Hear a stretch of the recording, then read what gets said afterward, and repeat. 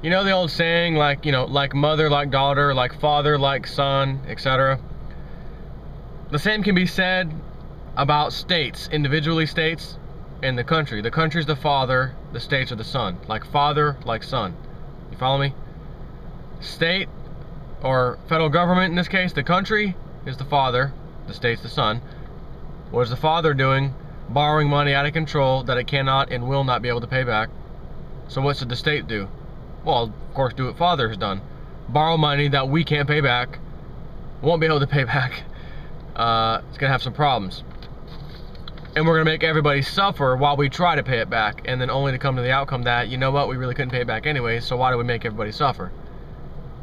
I don't know. It's a question they'll have to ask themselves. California will borrow an estimated $10 billion from Wall Street the week of August 13th. Money, the most indebted U.S. state will use to pay its bills for the rest of the year, Treasurer Bill Lockyer said. Isn't it amazing that the most powerful, most record-breaking, bringing in money state, most lavish lifestyle state, highest on the Roman Empire of places to live, California, is the worst off financially, has to borrow the most that it can't pay back, and is basically about to be devastated. Again, like father, like son. That's the son situation. So how's the father looking? The same damn way.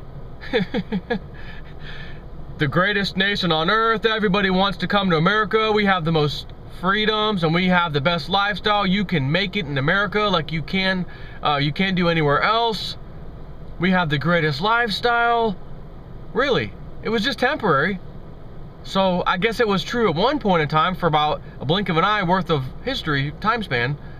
Yeah, I guess we were the greatest at one time. Yeah, I guess you had the best opportunity here, but that's now leaving.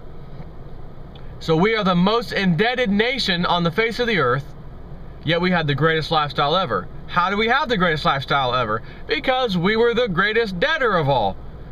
We were in debt up to our ears. All my neighbors, he's really rich. He's got 2 boats and a car and three other vehicles. I want to live like him. So how can I do that? I'm on a fixed income, and my fixed income says that I can't afford any of it. But I've got 3 credit card things here, all for $10,000. They even say I'm pre-approved. I bet that's true. And I got $30,000 in my hand is what that means. I could go buy a boat or 2, maybe another car. So I think I'll go ahead and do that because I want to live the same lifestyle that my neighbor lives. Why does he get to have all the fun? And why would they give me these credit cards if my income's already tapped out where I can't get anything else? I'm pretty much paycheck to paycheck. How on earth could I be qualified for these 3 separate $10,000 each credit cards? I must be able to afford it then. So I'm going to go ahead and get them and use them. And now I'm in debt. Now I can't pay it back. The boat gets taken back. The other car gets taken back. Now my credit's destroyed, etc. So what happens in the United States? Credit having problems, got downgraded. Little Timmy Geithner said it. It'll never happen to America, our credit rating get downgraded. Absolutely not. No chance in hell. Shortly thereafter, United States, credit rating downgrade. Have a nice day. And it's interesting that we haven't gotten another one. It's just been kind of quiet all of a sudden, right? We're focusing on Europe right now, yet nothing has changed in America. As a matter of fact, I take that back. Something has changed. We are more in debt, and we are more incapable of paying back that debt than we were before. So as a matter of fact, there was a change. Isn't that amazing? So this guy, Treasurer Bill Lockyer, is going to make the most epic. I learned this in school. Remember? Harvard and Yale. I know exactly how to handle this problem. That's why I went to Harvard and Yale. I got the best education, and I know exactly how to handle this because that's what they taught us in Harvard and Yale, and I'm going to apply it right now. Lockyer's office will first offer the revenue anticipation notes to individual investors for 2 days beginning August 14th, said his spokesman. Oh, the treasurer has a spokesman. Wow. Tom Dressler. The state will complete the sale August 16 when institutions such as money market funds can order. State and local governments typically sell short-term notes, bonds, to bolster cash flow until tax receipts increase later in the year. A $10 billion sale could be California's largest since 2010.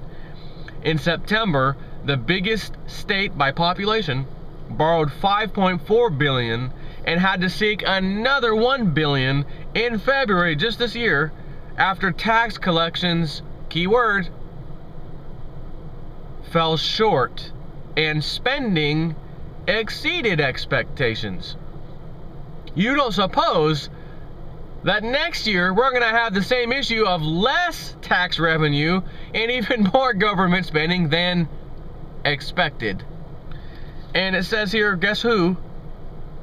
JP Morgan Chase and Company and Wells Fargo and Company will be joint senior managers, and Los Angeles-based bond firm De La Rosa and Company will co-manage the sale. So JP Morgan and Wells Fargo are going to get the money for California, are going to give California the money to stay afloat. And of course, we want bonds in return. The best part about this is California's not going to be able to pay it back.